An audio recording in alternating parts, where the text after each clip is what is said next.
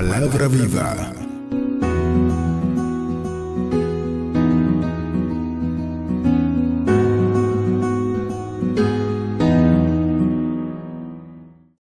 Ya, ¿alguien me dice amén? Bien, a los que continúan, a los que dan seguimiento a la palabra, tenemos desde que empezó el año 2026 hablando de la sabiduría. Este es el año de la sabiduría. Y yo no sé si estoy delante de alguien que diga yo necesito sabiduría. Y el apóstol Santiago dice que si alguno es falto de sabiduría, que la pida a Dios y Dios se la dará abundantemente y sin reproche. O sea, lo que significa que si no tenemos puede ser porque no pedimos. O puede ser que esté depositada pero no la estemos utilizando correctamente. Cuando venimos a Jesús, recibimos a Cristo como Señor y Salvador, entramos en una vida nueva, en una vida espiritual completamente para nosotros nueva. Porque antes, por estar en el pecado, ajenos de Dios, no entendíamos nada de la vida espiritual. El hombre sin Dios anda como si no fuera con él el asunto. La Biblia habla de las categorías espirituales que hablé el miércoles. El hombre natural anda sin fe, sin esperanza y sin Dios. El hombre carnal conoce a Dios, pero vive para sus deleites. Y ese es un serio problema en medio del campamento de creyentes. Y no hablo de esta casa, hablo de todo el evangelio en el mundo entero. Cuando una persona conoce a Dios, pero no vive según Dios, se vuelve un tropiezo. Y mi Biblia y tu Biblia dice que los tropiezos son necesarios, pero hay de aquel por quien vienen los tropiezos. O sea, es delicado el tema cuando una persona dice yo soy cristiano, pero vive todo lo contrario. Entonces el mundo cuestiona ¿de qué tipo de cristianos eres tú? ¿Eres Rayovac o eres Duracell o eres Energizer? ¿De cuál eres tú? ¿Eres AA, AAA? ¿De cuál eres tú? Porque muchas veces decimos una cosa y con lo que hacemos lo negamos. Hablamos de Jesús, de Pedro, y dice que Pedro negó a Jesús 3 veces. Pedro públicamente tuvo la confesión por temor y por miedo de negar el conocimiento de Cristo. Nosotros, si nos contáramos las veces que negamos al Señor, 3 veces sería elevada a la milésima potencia, 1000 veces más. ¿Por qué? Porque no solamente se niega con las palabras, se niega con acciones. Entonces, el primero es natural. El hombre natural anda en la calle como si nada. Para él Dios es un concepto. Si Dios quiere, si Dios lo permite, gracias a Dios, es un concepto. El carnal es otra dimensión espiritual que discierne a Dios, pero vive para su complacencia. Y eso lamentablemente crea un obstáculo en el caminar del mismo creyente y de otros. Porque Dios no va a confiar en un carnal. No va a confiar en una persona que vive según sus designios. Entiendo y aclaro que carnal no es estar gordo. Estar gordo es otra cosa. Carne es una cosa y cuerpo es otra cosa. El cuerpo es el vaso del espíritu donde Dios mora. La carne es la naturaleza caída, la naturaleza adánica. Lo que antes éramos o vivíamos en esos deleites antes de Cristo. Ahora estamos en Cristo y hay una lucha en nosotros porque el hombre adánico está todavía presente, está ahí detrás de nosotros persiguiendo nuestras debilidades para hacernos caer y tropezar. Por eso los cristianos tenemos luchas. Por eso algunos dicen, cuando yo no era cristiano yo no tenía luchas. Claro, tú no tenías lucha porque tú eras una lucha completa. La lucha eras tú. Ahora, después que los ojos se abren y tú puedes ver la diferencia entre la verdad y la mentira, la diferencia entre andar para agradar a Dios y agradar a los hombres, tú entras en una lucha porque ahora tú tienes 2 naturalezas activadas. La naturaleza carnal en Adán y la naturaleza de Cristo por el Espíritu Santo. ¿Cuál va a prevalecer? Aquí lo hemos dicho muchas veces y no nos cansaremos de repetirlo. Va a prevalecer la que tú alimentes. Si alimentas el Espíritu va a prevalecer. Y esto no significa que a ti no te van a tentar o que no van a venir propuestas. Van a venir. Pero como tu espíritu está fortalecido en Dios, podrás rechazar las obras de las tinieblas. Podrás resistir las obras de las tinieblas. El apóstol Santiago dice: resistid al diablo, someteos pues a Dios, y el diablo huirá de vosotros. Pablo hace una comparación aquí, el apóstol hace una comparación de dos creyentes dentro de un conglomerado. Dice que no andemos como los otros gentiles. Versículo 17, dice Pablo comparando, dice: esto pues digo y requiero en el Señor, que ya no andéis como los otros gentiles. Fíjese, otros gentiles. Un gentil se consideraba y se considera un gentil alguien que no ha nacido de una madre judía. Si usted no nació de una madre judía, usted es gentil. Nosotros somos gentiles. A menos que aquí haya alguien que haya nacido de una madre judía, es diferente. Entonces, ahí entra en nosotros la comparación. Pablo dice: no anden como los otros gentiles. O sea que hay gentiles afuera, hay gentiles adentro, hay gentiles convertidos y hay gentiles no convertidos. Pero hay una diferencia que Pablo dice: los otros gentiles, los que están allá afuera, andan en la vanidad de su mente. Y esto es un tema digno de analizar. ¿Qué significa andar en la vanidad de la mente? ¿Usted sabía que si hay algún campo de batalla complicado es la mente? Todo creyente tiene 3 campos de batalla. Todo creyente: la mente, el corazón y la boca. Y por los pensamientos empiezan todas las maquinaciones. La Biblia dice en Proverbios: tal como el hombre piensa en su corazón, así es él. Entonces, en los pensamientos se fraguan todas las maquinaciones, malas o buenas también. Por eso Jesús dijo y habló, Jesús señaló un pecado de omisión diciendo: les aseguro que todo aquel que mira a una mujer para codiciarla en su corazón ya pecó. ¿Por qué? Porque pasó por su mente un pensamiento indecoroso, un pensamiento inadecuado, un pensamiento impuro. Ya pecó.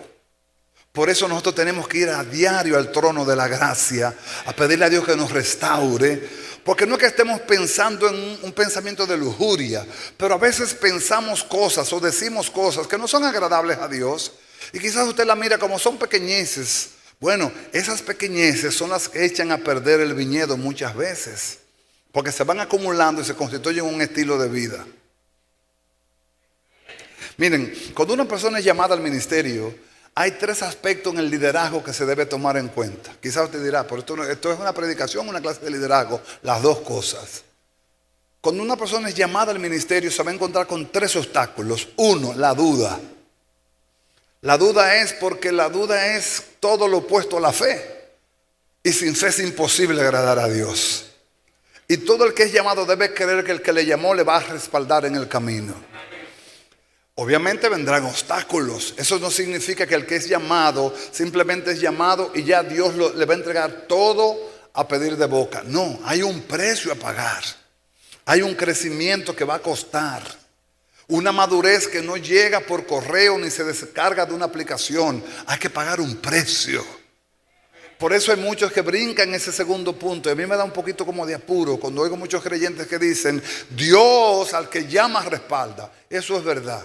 Pero hay que ponerle el segundo punto en el centro. Dios al que llama capacita. Y después que lo capacita, lo respalda. Y la capacitación de Dios no es necesariamente irse a un seminario. Tú te puedes llenar de letras y de conocimiento y no estar capacitado para el ministerio todavía. Porque la capacitación de Dios es en el campo. El laboratorio de Dios es el día a día. Amén. Entonces, cuando eres llamado, la duda es un obstáculo. Segundo, la crítica. Es un tema la crítica porque la crítica, muchas personas son muy susceptibles a lo que digan de ellos. Y por lo que digan de ellos se desaniman, se irritan, se enojan, se ponen bravos porque viven muy pendientes a lo que la gente diga de ellos. Entonces eso es un tema que todos los que estamos en ministerios vamos a tener que enfrentarlo también. Van a decir cosas que nunca fueron, ni serán, ni se asemejan a la verdad. Pero hay que sufrirla. La hemos sufrido. Entonces hay que entender ese punto. Pero el tercer punto es problemas que crecen. Ese es un temita de liderazgo. ¿Qué es un problema que crece? Son asuntitos que usted no le da valor en el momento, pero se van acumulando hasta que se vuelven un patrón. Por ejemplo, le digo uno triste, acostúmbrese a venir a la iglesia sin Biblia para que usted vea lo difícil que se le va a hacer a venir con Biblia. Todo el que se acostumbra a venir a la iglesia sin Biblia, se le hace un tremendo problema traer la Biblia. ¿Por qué? Porque ya se acostumbró. Ya se acostumbró.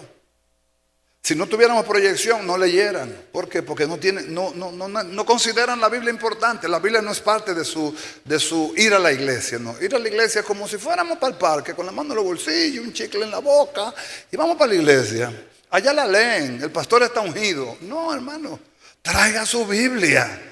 Porque usted va a ejercitarse en conocer las escrituras dentro del templo también. Cuando se abra la Biblia, usted también va a buscar. No está leyendo lo que le dijo el pastor. No, yo tengo mi Biblia. Hoy es 17 de mayo. Y yo pongo en mi Biblia, tal día, en tal versículo 17 de mayo, aquí se habló. Me sirve. Si usted viera mi primera Biblia, usted se riera. Y quizás hasta dijera, wow, es verdad. La leyó. Un día yo le enseñé mi Biblia a mi pastor estaba en mi casa y me dice, tú tienes una Biblia ahí que yo pueda consultarla rápido, quiero consultar algo. Yo le busqué mi primera Biblia y se la entregué. El pastor Radamés la mira y dice, oh, la Biblia de Lutero. Porque es una Biblia tan leída, tan subrayada, tan manoseada, que obviamente evidencia de que se estaba leyendo la Biblia. Entonces, hay problemas que crecen que si usted no lo corta a tiempo, se constituyen en un hábito. Acostúmbrese a traer la Biblia siempre. No porque no haya proyección, sino porque usted debe aprender a conocer las Escrituras. La sabiduría la empecé enseñando desde el punto de vista primero como un fundamento de la vida del Espíritu. No es posible que un hombre sea espiritual sin ser sabio. Para poder ser genuinamente espiritual necesitamos ser sabios. Es imposible que un espiritual sea torpe. Por eso hay cosas que uno se tiene que revisar. Por ejemplo, no confíe tanto en los dones. Los dones son buenos y hermosos, pero confíe más en el carácter. ¿Cómo así? Bueno, es que el carácter es quien tú eres. Los dones son expresiones de Dios por gracia y por amor. Son dádivas de Dios para edificar el cuerpo, pero el carácter es quien tú eres. Hay ungidos carnales. Suena raro, ¿verdad? ¿Usted quiere un ungido carnal en la Biblia? Le voy a decir uno de los mayores ungidos carnales de la Biblia. Sansón. ¿Usted quiere un ungido más carnal que Sansón?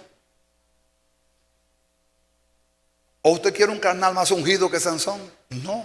Sansón era un ungido, pero era extremadamente carnal, pasional, inclinado a sus deleites, más que a la devoción, más que a la obediencia. Y eso le costó la honra y murió en vergüenza. De tal manera que todavía en su hora de la muerte, Sansón nunca pensó en que su honra era glorificar a Dios. Cuando Sansón derribó aquel edificio donde estaban todos los filisteos haciendo burla de él, Sansón no pensó en reivindicar el nombre de Dios, pensó en vengarse por lo que a él le habían hecho. Significa que estaba más concentrado en él que en Dios. Ese es un ungido carnal. El que usa la unción, el que usa los dones, el que usa el ministerio para darse a conocer, para hacerse famoso, para lucrar, para ser reconocido, para que le den las primeras sillas en las plazas, está mal usando el llamado. El llamado no es para nada de eso. El llamado es para glorificar, para edificar, para testificar y para hacer luz en medio de las tinieblas. Ciertamente el llamado abre honra y abre puertas, pero esa no es la motivación. Porque si la motivación es esa, entonces estamos desviados.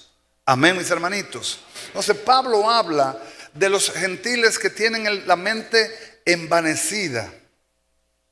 Y la vanidad empieza en la mente. Me fui a buscar la palabra vanidad en el diccionario y hay dos, una en hebreo y una en griego. Quise buscar la palabra en hebreo primero, porque en el Antiguo Testamento se habla más de vanidad que en el Nuevo. Hay un capítulo entero dedicado a la vanidad. ¿O no lo ha leído usted? ¿Cómo empieza el libro de Eclesiastés? Vanidad de vanidades, dijo el predicador. ¿Y qué dijo? Todo es vanidad. Oiga, no dijo algunas cosas, dijo todo es vanidad. ¿Sabes lo que significa la palabra vanidad en el hebreo original? Significa algo de poco peso. Algo de poco peso. Es la palabra Ebel, y eso sí me llamó la atención. Claro, es la palabra Ebel que muchas mujeres usan, muchos hombres también, pero esta no es Ebel con E, es un Ebel con H. Ebel, algo de poco peso. Hay muchas cosas que son totalmente de poco peso, que son transitorias. Hermanos, que nosotros tenemos la mente llena de ellos. Los sueños que tenemos, muchos sueños son hechos a nuestra conveniencia y a nuestros egos. Y usted dirá, ¿está mal soñar? Bueno, depende. Si tu sueño tiene un motivo por el cual tú reconocer a Dios, entonces tu sueño tiene una motivación divina. Pero si tu sueño, el protagonista eres tú, el centro eres tú y la motivación eres tú, es un sueño completamente centrado en ti. Y lamentablemente eso es lo que está pasando. Hoy día todo el hombre, incluso en el ministerio, es igual. Los cantores hoy día no pretenden ser ministros, pretenden ser famosos. Los pastores hoy día no pretendemos pastorear, pretendemos tener mega iglesias. No es un asunto de tener una iglesia grande o una iglesia conocida. Es asunto de poder darle a la grey el pan de Dios y el consejo de Dios y apacentarle una grey a Dios por la cual Jesús viene otra vez. Pero hay muchas malas motivaciones. ¿Cuánta gente no quiere ser pastor para tener una iglesia grande? ¿O acaso usted cree que esta iglesia nació así? No, no nació así. Dios le ha dado crecimiento por su generosidad y su misericordia. Pero no fue esa el inicio, no fue ese el inicio, ni debe ser ese tampoco. Tenemos un templo grande, es verdad, pero no es porque estamos nosotros haciendo una métrica y haciéndonos los más grandes de la ciudad. Yo no sé ni cómo están las iglesias en ese sentido. No estoy pensando en eso. Yo tengo otra cosa que pensar más importante. ¿Sabe cuál? Edificarte a ti. Y tengo una razón muy válida para hacerlo. Anoche mientras me bañaba ya, me preparaba para acostarme, pensaba en una sola cosa. ¿Por qué predico como predico? Una motivación muy importante en mi corazón para hacerlo. ¿Sabe cuál? Cristo viene. Y si yo no te predico la verdad, tú vas a tener un serio problema en el día del juicio. Y yo voy a ser el culpable. Te entretuve, te engañé, te mantuve entretenido y tú no conociste la verdad del Dios de tu llamamiento. Porque no quise ser confrontativo o no quise ser quizás punzante porque te ibas a sentir mal. Amado, mejor que te sientas mal por 2 horas y no que te vayas al infierno por la eternidad a sentirte mal. ¿O quieren irse al infierno entonces? No, porque el ser humano es una cosa extraña. El hombre le gusta que le mientan. Por eso yo no entiendo los que se meten en un meeting político a tomarle polvo a un político. Yo no los entiendo. Quizás porque nunca lo fui. Quizás porque nunca me interesó. Yo no entiendo cómo se atreven a pasarse horas vociferándole: fulano, sin ti se hunde este país. Yo no los entiendo. Porque esos que hoy tú ves que suben van a hacer lo mismo que hicieron los que salieron. Hasta ahora la historia no nos ha engañado. Ha sido lo mismo circular. Y me da mucha pena decirlo. Yo tengo gente que respeto y que amo en este gobierno. Pero es lo mismo. No me pueden decir a mí que están haciendo algo diferente. Es lo mismo. Corrupción, vergüenza, escándalos, robos, desfalcos. Es lo mismo. Y no se cansan de defender su bandera. Amado, todo el mundo defiende su bandera. ¿Y sabes qué? Aprendí con una maestra a decir: ¿de qué partido eres tú? Del que me da mi mangú. ¿De qué partido es usted? Del que me da mi puré. Así es todo el mundo. Todo el mundo es así. Entonces yo no los entiendo porque yo nunca fui de ahí. Yo nunca fui de un partido. Nunca estuve en un movimiento. A mí Dios me guardó de todos esos movimientos. Y cuando pasé un movimiento, pasé al movimiento de la fe, a levantar el brazo de aquel que vive y reina por los siglos de los siglos. Nunca me inscribí en ningún partido. Nunca me puse una gorra. Nunca fui a ningún meeting. Y no tengo nada en contra de los que lo hacen, pero no los entiendo. No entiendo cómo se pueden poner a adular a un hombre. Adularlo, lo tienen que adular.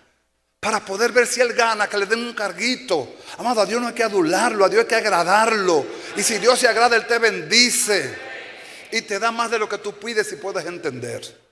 Amén. La vanidad de la mente ha sido una de las grandes problemáticas del ser humano en este tiempo. Si nosotros hoy estamos aquí vestidos todos, tenemos todos una vestimenta que Dios nos dio para hoy, pero la gran mayoría va a decir que no tienen ropa. Yo no tengo ropa. Yo no conozco una mujer que no diga que no tiene ropa. No conozco una todavía. Quisiera conocerla. Tienen un closet de aquí a allá. Y dicen, ay, yo no sé qué ponerme, que yo no tengo ropa. Es una cosa como algo que viene en el microchip de las mujeres. Pero también muchos hombres también. Un conflicto para ponerse una ropa del domingo. No saben cuál ponerse. Hermano, usted está tan bendecido que tiene tantas opciones. Escoja la que a usted le guste y póngasela. Pero no diga que no tiene que ponerse.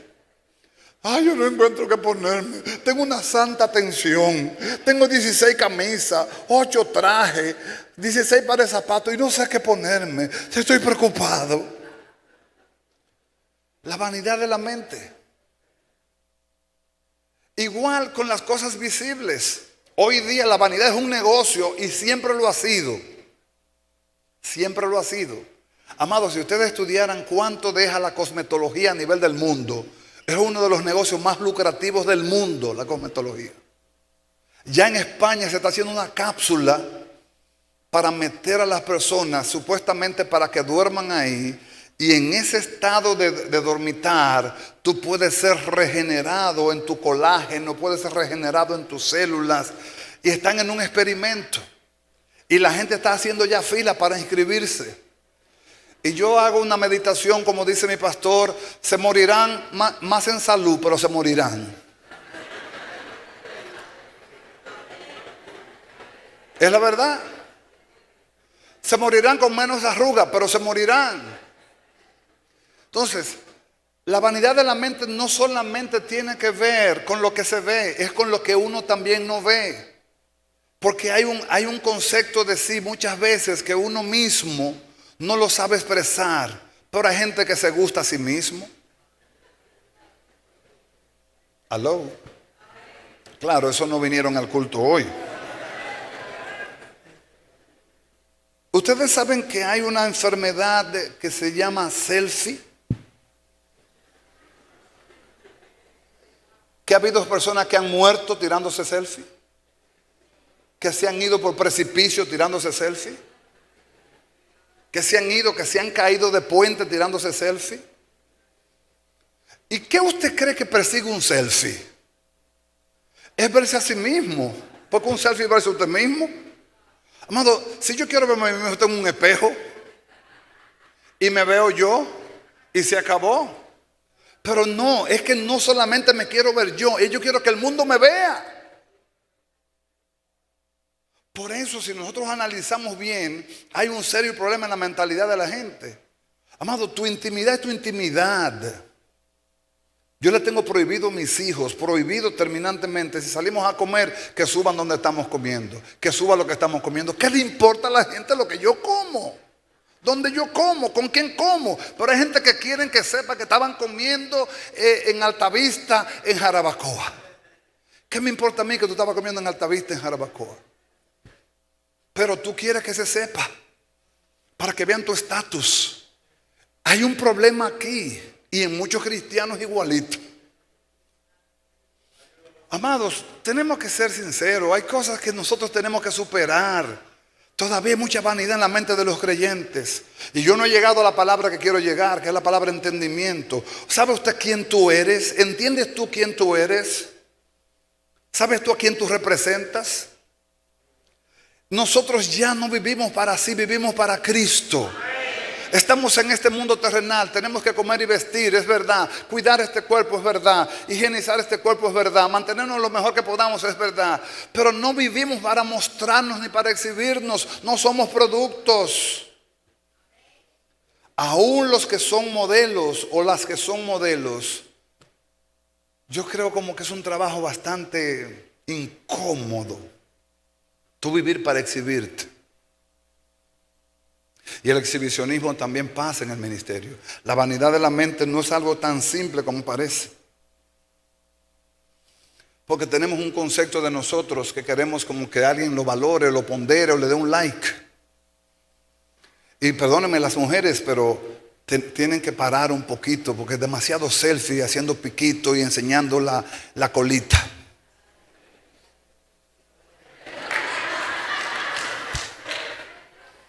¿Cuál es la motivación? Dígame, ¿cuál es la motivación?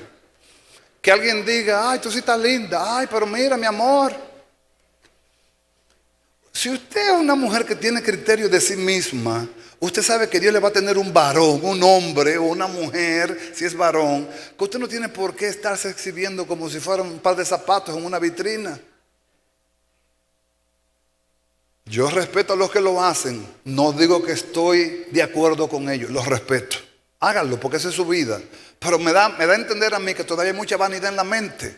Porque mi vida personal, mi vida íntima con mi familia, yo no tengo que ponérsela al mundo en la mano para que el mundo vea, para que el mundo sepa.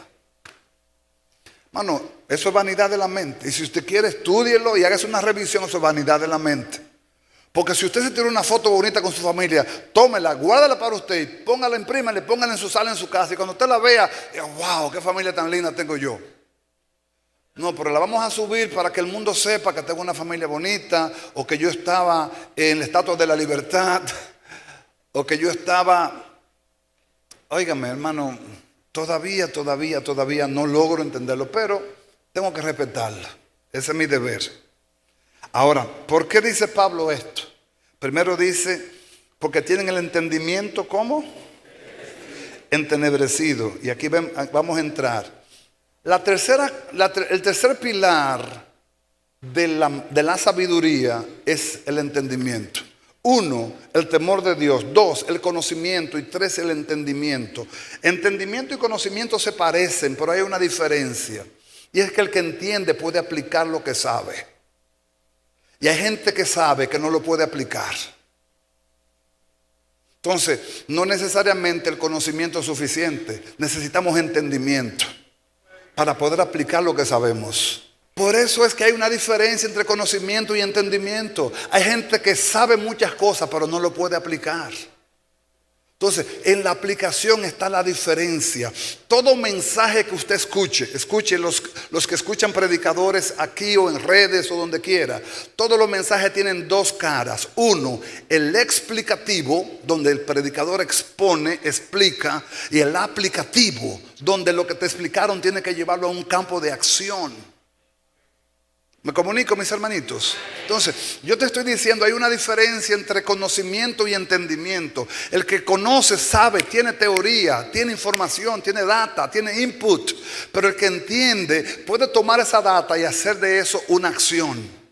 Entonces, la Biblia revela que la razón por la cual mucha gente camina como camina es porque tiene el entendimiento entenebrecido.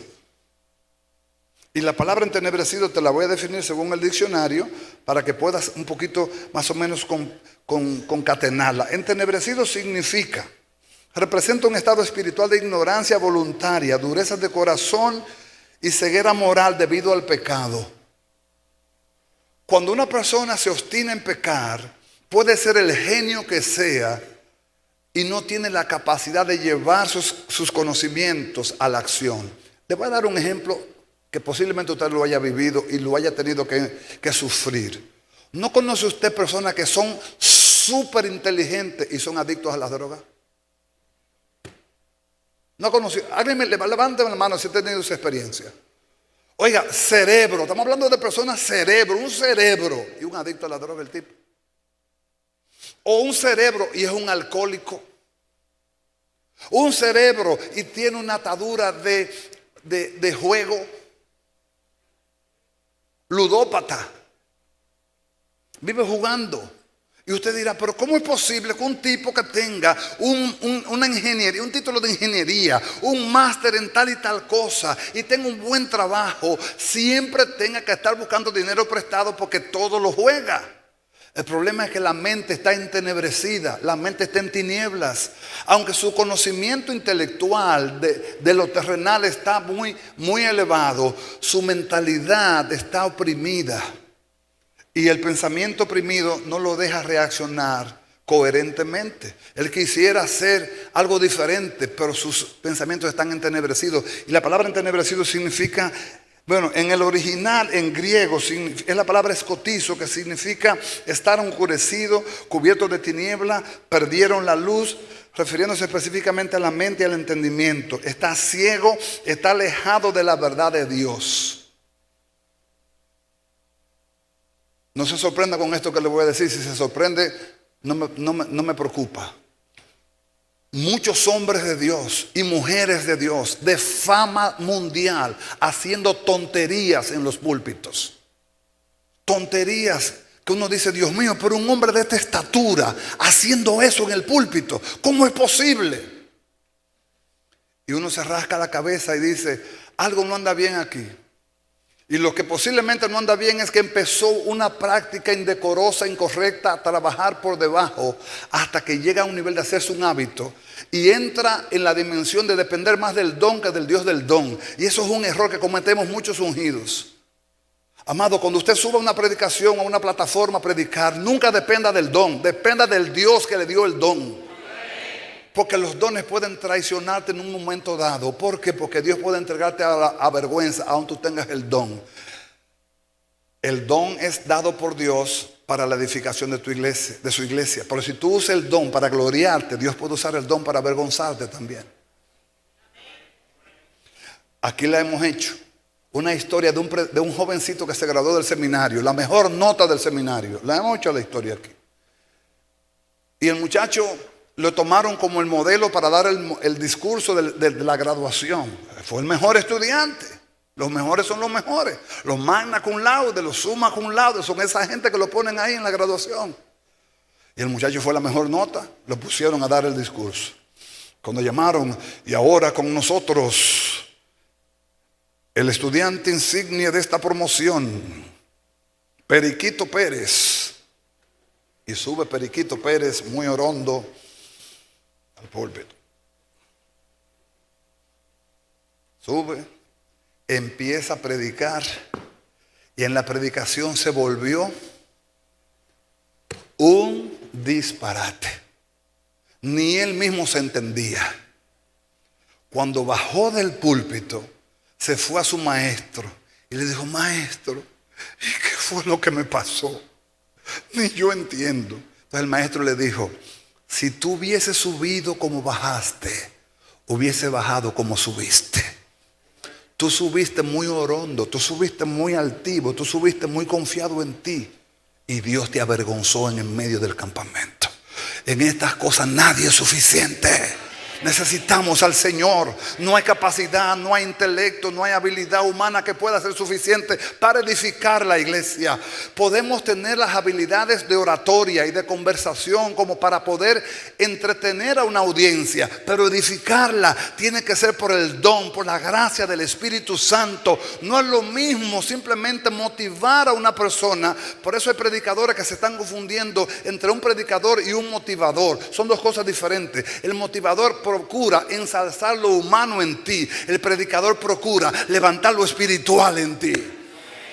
Porque esto no se trata de humana sabiduría. Esto no se trata de humano intelecto. Esto se trata de que el espíritu que está en ti, que es el espíritu del hombre nuevo, se fortalezca, se llene y hasta la plenitud de ser un hombre maduro en Dios, para que puedas allá afuera representar al Dios de tu salvación. La predicación persigue formar hombres maduros. La edificación de los santos. La predicación persigue que el que oye pueda creer que la palabra que está brotando de esa boca, como dijo Pablo en Romanos 10, es una palabra de fe, y la fe penetra el corazón, y ese corazón de fe dará un fruto para la gloria de su nombre. La fe es espiritual. El humanismo es completamente vendido a la vanidad humana. Por eso yo no entiendo cómo estamos pagando cursos para que nos motiven. Un curso para que nos motiven. Amado, hay muchas maneras de ganarse el dinero en la vida y hay muchos motivadores. Pero en la iglesia no puede haber motivadores, en la iglesia tiene que haber predicadores. Y los que son del Espíritu dirán, yo quiero que me edifiquen, no me entretengan. Si yo me quiero entretener, pongo la escuelota. Si yo me quiero entretener, pongo la escuelota de Freddy Veragoy en los años 80.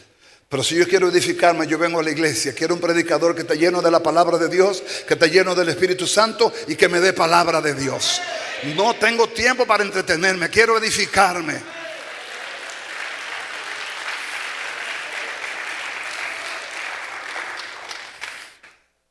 ¿Cuántos quieren ser edificados?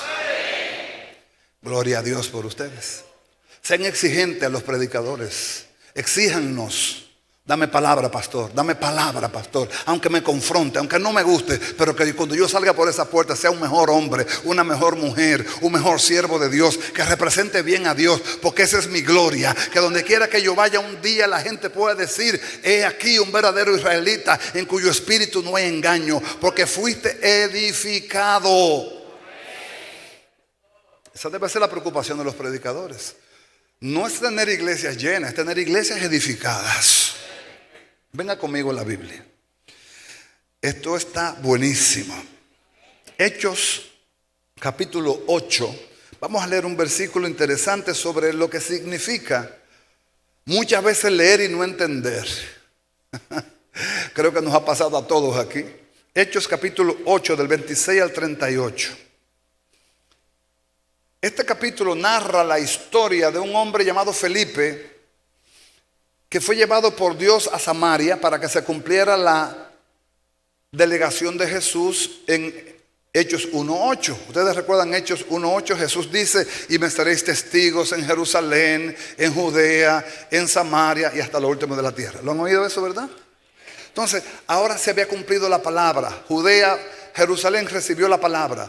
Judea recibió la palabra. Felipe estaba en Samaria ahora.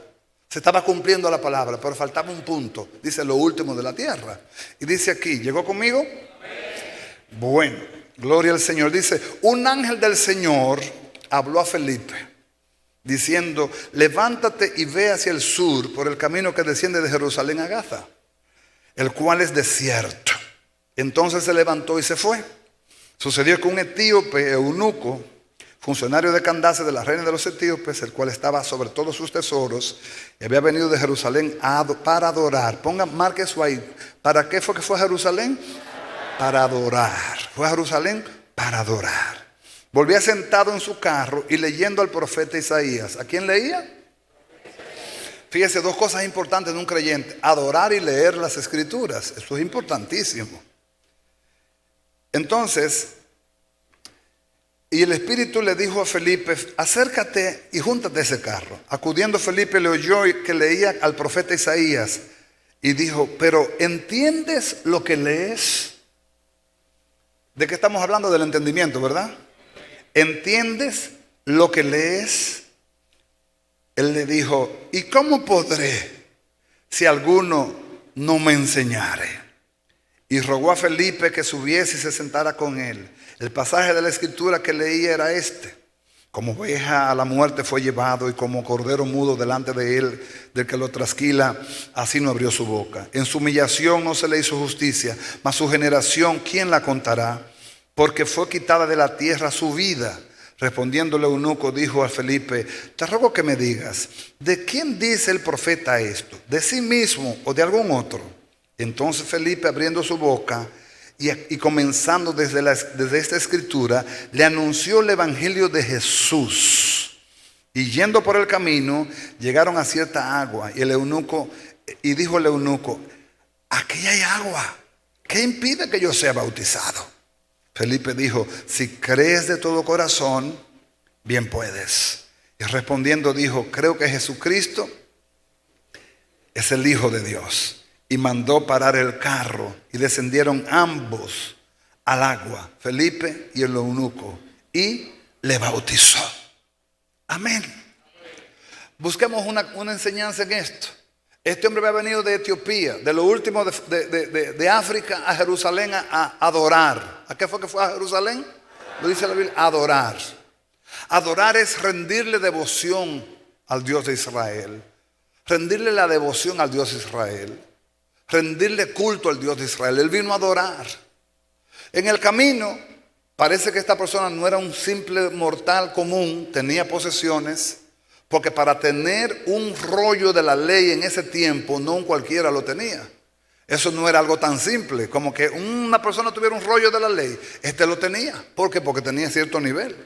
Iba leyendo al profeta Isaías. Y leyendo al profeta, se le acerca a Felipe y le dice, ¿tú entiendes lo que lees? Amado, una cosa es leer y otra cosa es discernir y entender lo que leemos. Y esto es un tema serio que debo tocarle ahora, no como iglesia, sino como nación. Nuestra educación ha decaído tanto que un bachiller tiene un grado de lectura comprensiva de 6º grado. Es algo que nos debiera llevar a una preocupación extrema de que una persona se gradúe de bachiller y tú le pongas que te interprete un párrafo en un libro y no sepa interpretarte, no sepa sacarte la idea principal, el personaje principal, no tenga la capacidad de lectura comprensiva de hacerlo. ¿Sabe por qué? La gente no está leyendo. No está leyendo. A mí me han rogado que grabe las cápsulas. Grábala, pastor, grábala. Porque así la gente la oye y es más fácil. Digo, ese es el problema del ser humano en este tiempo. Todo lo quiere fácil. Yo la voy a seguir escribiendo. El que la quiera leer, que la lea. El que no la quiera leer, que no la lea. Pero yo no le voy a seguir haciendo daño a una generación que lo que menos hace es leer. Tenemos serios problemas con la lectura, mis hermanos. Este hombre iba leyendo al profeta Isaías. Claro, esto es un libro del Espíritu. Esto no es un libro de matemática o un libro de historia. Es un libro espiritual.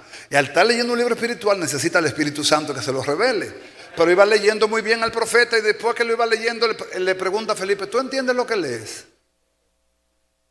Le dijo, ¿y cómo voy a entender si nadie me lo explica? ¿Qué me dice esto a mí? 2 cosas. ¿Sabes la cantidad de gente que vamos a los templos a adorar y no sabemos al Dios que adoramos? ¿Sabe usted el Dios que usted adora? Usted adora al Dios Todopoderoso, al alto y sublime, al que habita la eternidad, al que creó los cielos y la tierra. Pastor, yo no necesito que usted me diga eso, yo sé el Dios que yo adoro. Amado, puede ser que lo sepa, pero no lo puede entender. Porque para entenderlo, tendría entonces que tener en ti marcas de vivencias. Hay teólogos ateos. Y usted dirá, ¿cómo puede ser un teólogo ser ateo? Sí, claro, se llenó de información, mucha información, y puede debatir con cualquier un tema teológico, pero no cree en nada. Nosotros no caminamos aquí por conocimiento, caminamos aquí por fe.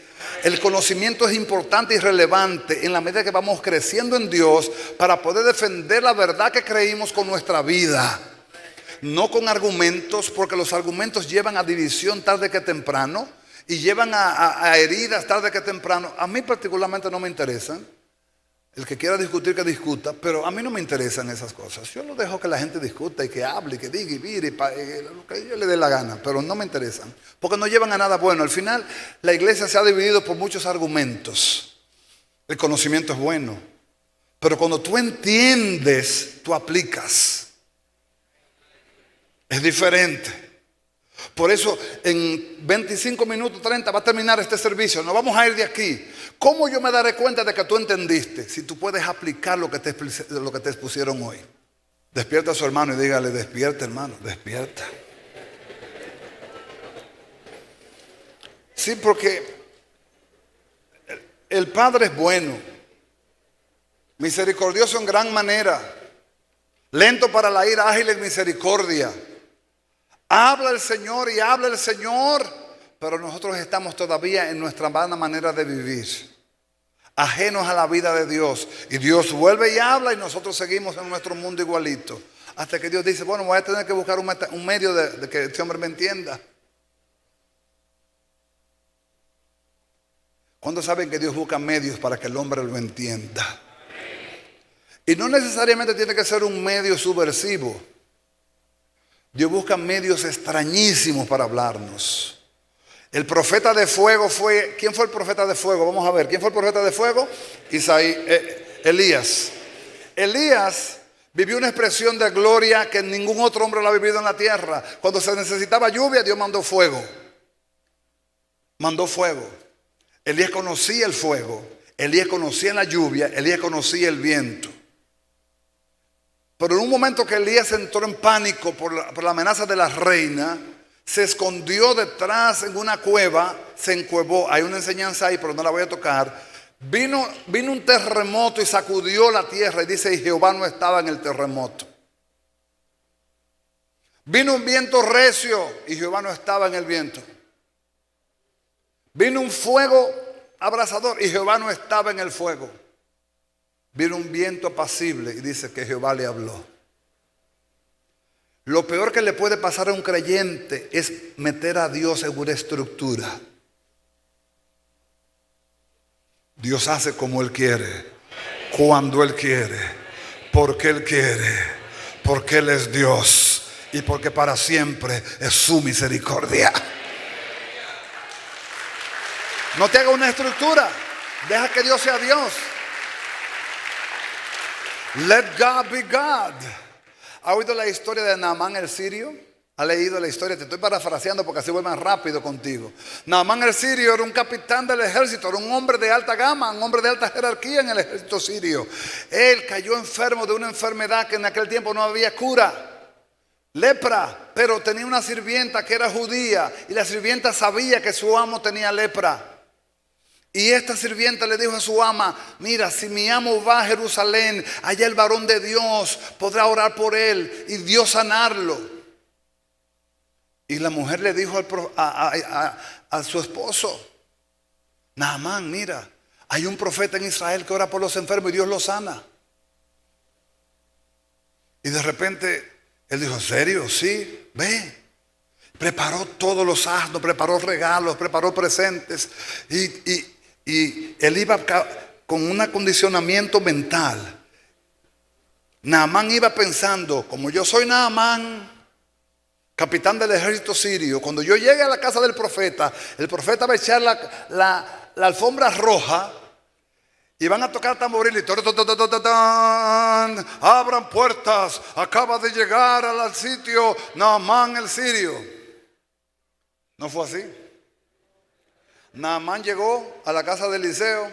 Eliseo, Dios le revelaba las cosas antes de que pasaran. Dios le hablaba, tenía el don de ciencia. Y cuando Naamán se para frente a la casa, ¿sabe lo que dice? Le dice Eliseo, dile al que se vaya a bañar al Jordán. Lo mandó a bañar. Lo mandó a bañar. Y Naamán se enojó. Porque un capitán de su altura, una persona de su envergadura, lo mandan al Jordán. Lo peor es que el Jordán era un río cenagoso. Era un río que cuando tú metías el pie, subía el lodo. Y Naamán refunfuña. ¿Cuánto sabe lo que es refunfuñar?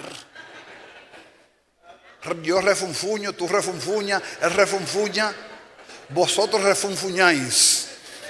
Naamán refunfuñó y dijo, pero cuántos ríos tengo yo en Siria que son hermosos, y este profeta me manda a bañarme a mí en el Jordán.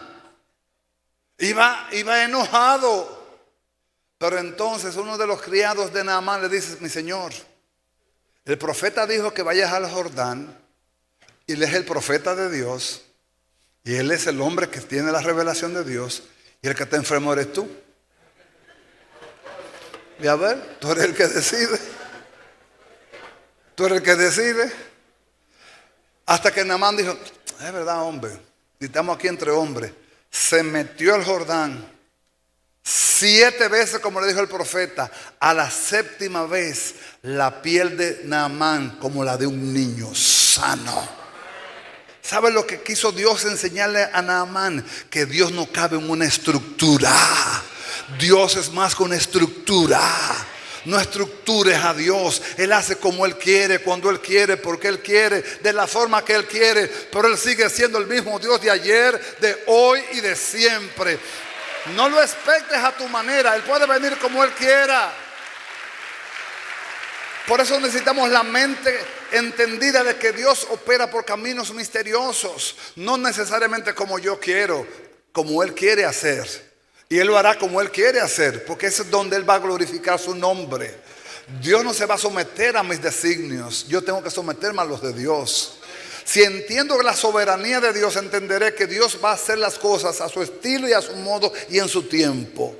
Si entiendo a Dios. Si no entiendo a Dios, empezaré a murmurar y a denigrar y a echar pestes por la boca y a hablar cosas sin sentido y a decir que Dios se olvidó de mí, que ya Dios no me oye, que tengo Dios sordo. Dios dice, yo estoy en mi lugar, yo no soy sordo nada. Lo que pasa es que yo estoy preparándote para lo que yo quiero hacer contigo. No me estructures, no me hagas tú a mí la agenda, yo dirijo mi agenda. Pero si entendemos, por eso la Biblia dice en el libro de Daniel que los entendidos van a resplandecer. ¿Sabe por qué? Porque los entendidos saben que aunque el sol se oscurezca, que aunque las nubes estén grises, saben que detrás de esas nubes grises y detrás de esa oscuridad que el momento cubre, el sol de justicia se levantará con poder. Los entendidos saben que el Dios del cielo no se muda ni se cambia.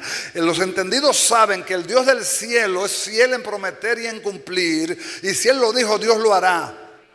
Yo solamente voy a resistir como un fiel soldado hasta el día de su cumplimiento. Pero la palabra que Dios te dijo la cumplirá. Y lo hará. Si le facilitas la obediencia, lo hará más rápido posiblemente. Pero escucha, no resistas el trato, la forma, porque no entiendes. Desde ahora en adelante, yo no entiendo todo, pero creo que Dios está en control. Porque el entendimiento marca una diferencia. ¿Cuál? El entendimiento no atribuye despropósitos a Dios. Dios tiene propósito aún en la muerte. 3 dijeron amén. Todo el mundo quiere ir al cielo, pero nadie se quiere morir. Entonces, ¿cómo tú vas a entrar al cielo si no mueres? Obviamente tiene que morir primero el hombre viejo para que viva el hombre nuevo. Pero también he entendido de que si Dios decidió tomarte y llevarte, te va a llevar a sus moradas eternas.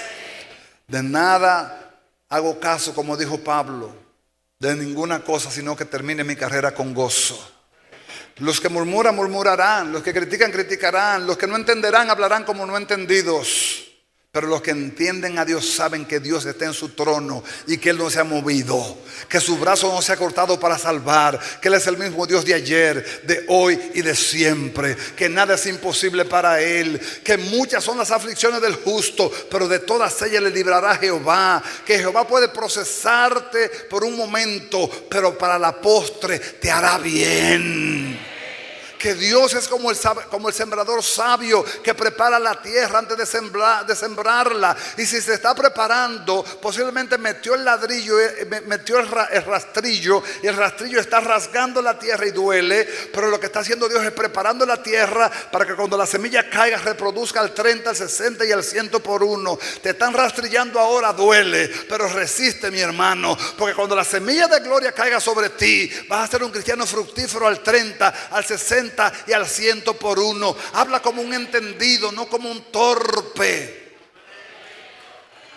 Habla como un entendido. Dios está obrando en mí y Dios está preparando algo glorioso para mí.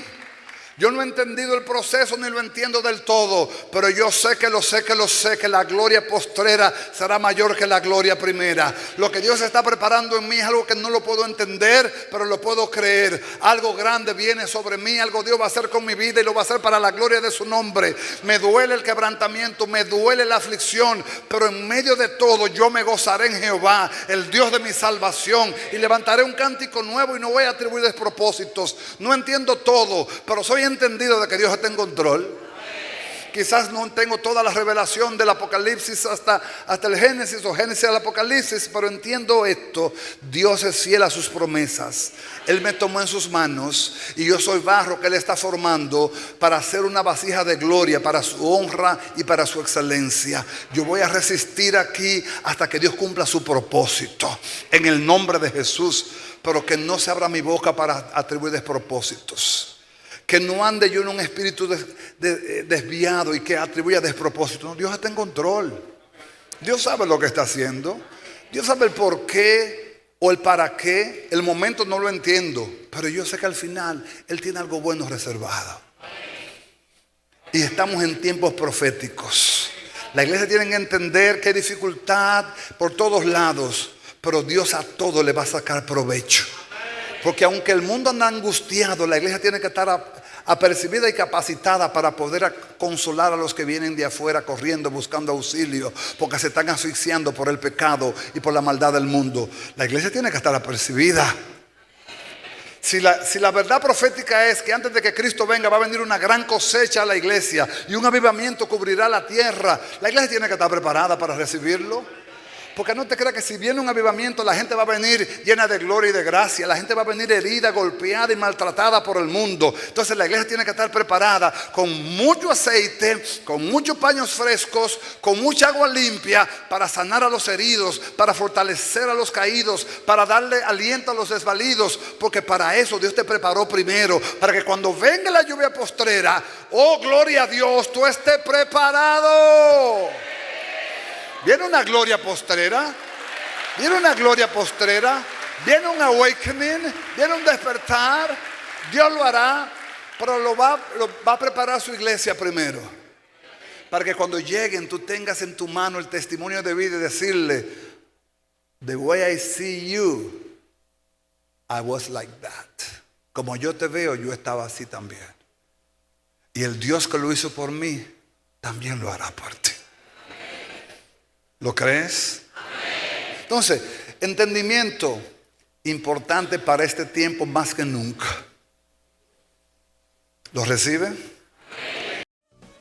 Centro Cristiano El Buen Samaritano. Síguenos por radio, televisión y a través de las redes sociales.